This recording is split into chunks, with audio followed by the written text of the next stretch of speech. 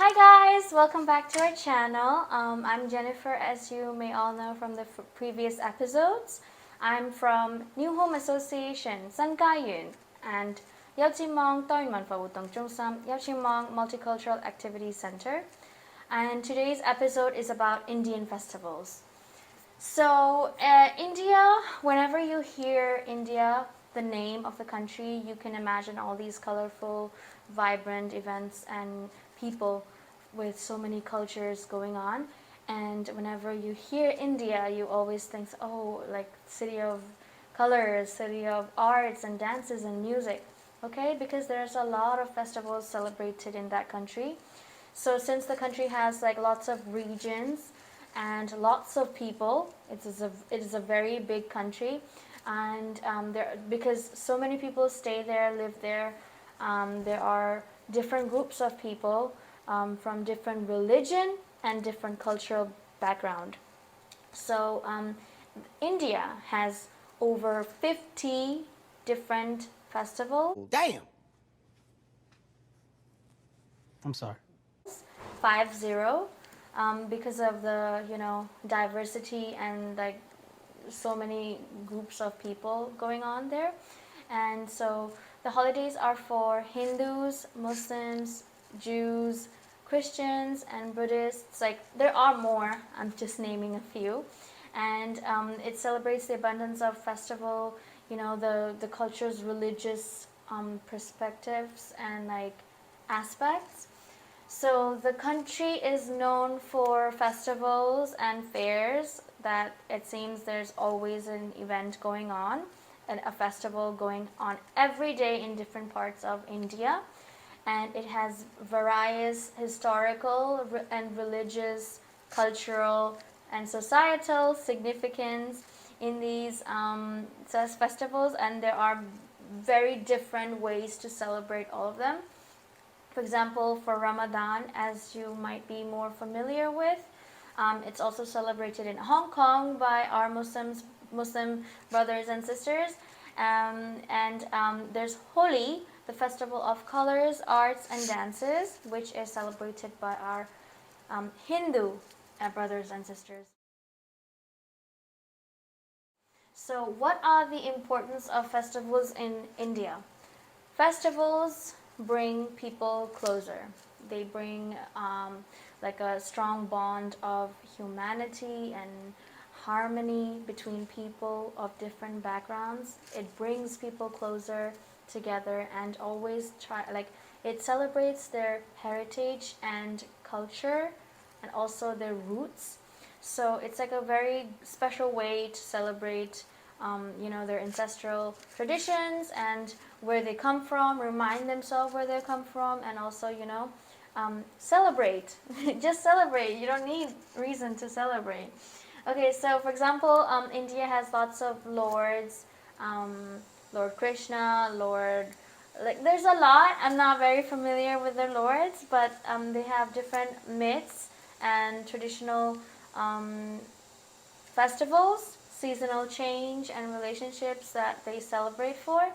And the importance of festival also continues to say that it's celebrated by different people, culture, and religion. Almost every community have their own festival, and as part of the rich heritage of the country, Indian festivals form an inseparable facet of society, culture, and daily life of people. So I'm going to list down only a few popular festivals that are celebrated in India. There's Holi, as you all know, the celebration of colors, arts, and dances. It's like the most iconic festival in India. Like everyone's just splashing colors over each other, and it's like super vibrant and fun. Holi is frequently referenced as the festival of spring because it happens around March. And the festival of colors or the festival of love. It also symbolizes the victory of righteousness over immorality. Holi celebrates the arrival of spring. March isn't spring. I mean, spring is in March. At the end of winter and the blooming of love and for countless people. It is a festive day to meet others, play and laugh, forget and forgive, and repair broken relationships. The festival is also believed to increase the yield in the spring harvest season. So one more thing that people get excited for Holi season, like the Holi festival, is the drink, which is called bhang. So bhang, actually, it's actually, the idea is to relax the body and help relieve anxiety, only on limited consumption. And there's a stereotypical idea in movies. They showcase that bhang actually makes you really drunk and forget like everything that happens, but it's actually not true. It's not that impactful. It's just a little like, it makes you feel a little high, but it doesn't like make you completely lose your conscious. So it's usually served after mixing it in milk and to make a special bhang milkshake or bhang lassi or bhang thandai.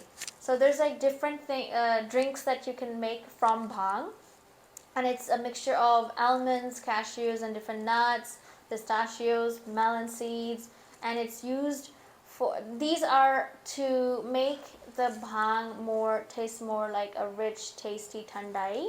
And it's also a very sacred drink. It's actually considered sacred, which is why it's offered to their lord and gods, particularly Lord Shiva. So it is a very significant drink that is drunk in the festival of colors, Holi. And yeah.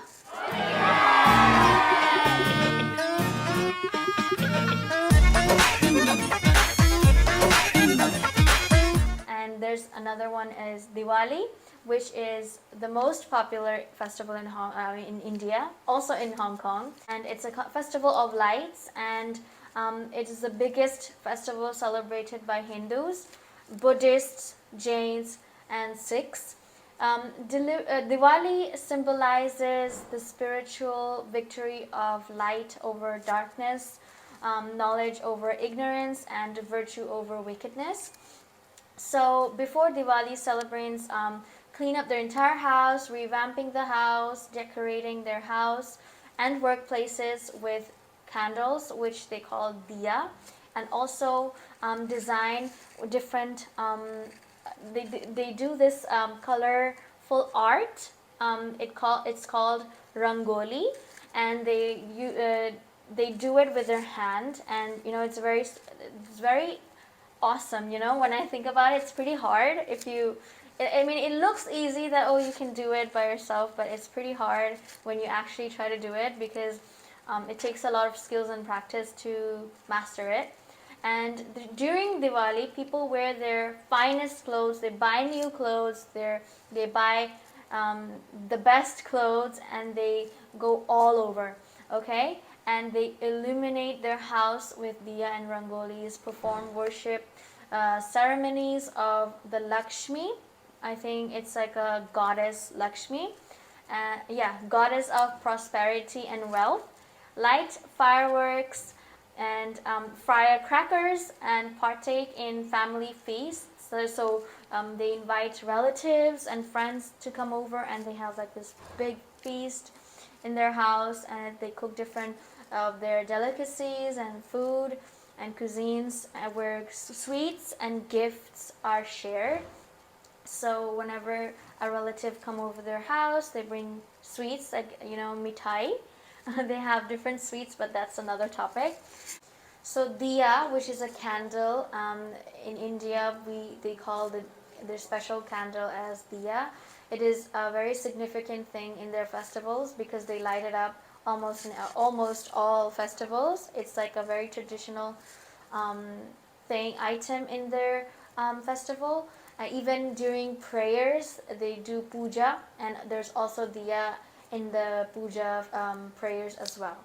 And to know more about diya and to know like how it looks like, you can search it up on Google or YouTube, or you can buy it from our local Indian stores as well.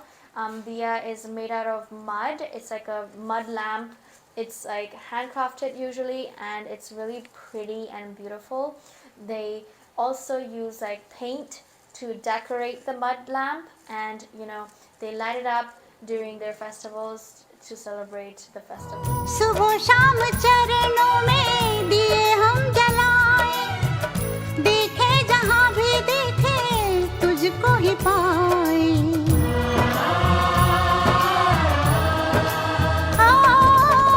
सुबह शाम चरणों में दिए हम जलाए, देखे जहाँ भी देखे तुझको ही पाए। And there's another one that's Raksha Bandhan.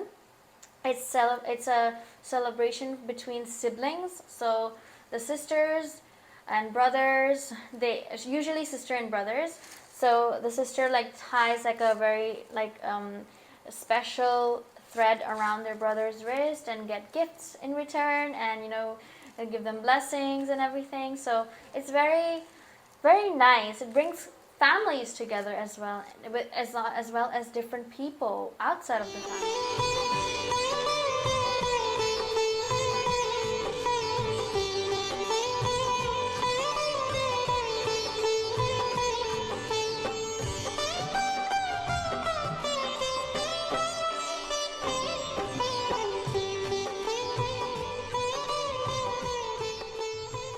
And there's also Ramadan. As you know, India is really big, and I think the second most biggest group of people is Muslim. And obviously, Muslims celebrate their one festival they have. We have, I think, one big festival, which is Ramadan. It goes on for a whole month, and that is celebrated as well. It's a month of fasting, dedication, self-control, and it is a very, very special month for our Muslim brothers and sisters.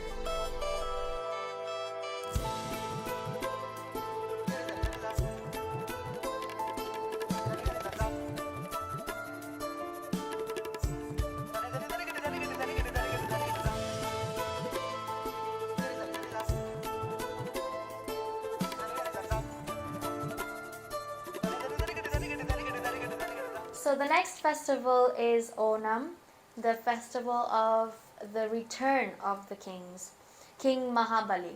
So it is a yearly Malayali harvest festival celebrated in the Indian state of Kerala. As a major event for Keralites, it is an official festival for the state and includes a spectrum of cultural events.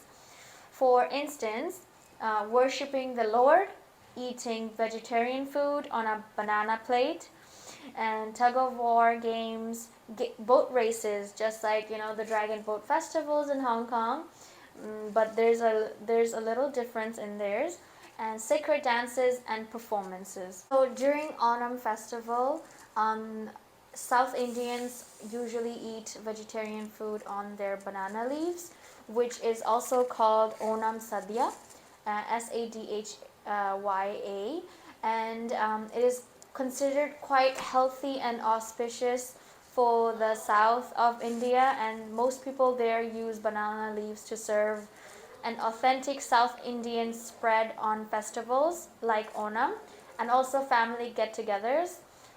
They are also considered quite sacred and are often used for offering prasad, which is an offering of something sweet, like a blessing from God.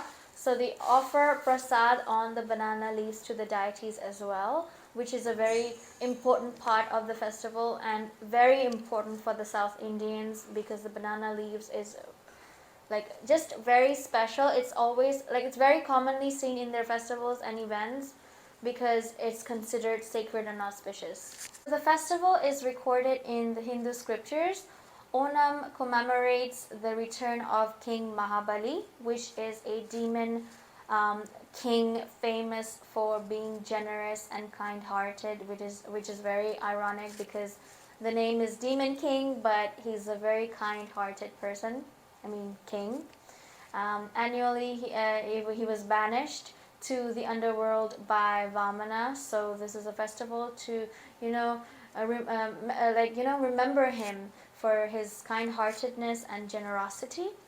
So this wraps up our episode for today, and I really hope you enjoyed the video and learned more about Indian festivals, and have more of a better idea of the different cultural festivals there are. And I really hope you look into it and like our video, share, and subscribe. Also, comment down below your thoughts and opinions and what we should talk about more in our future episodes. So, thank you so much for watching. Thank you so much. Bye.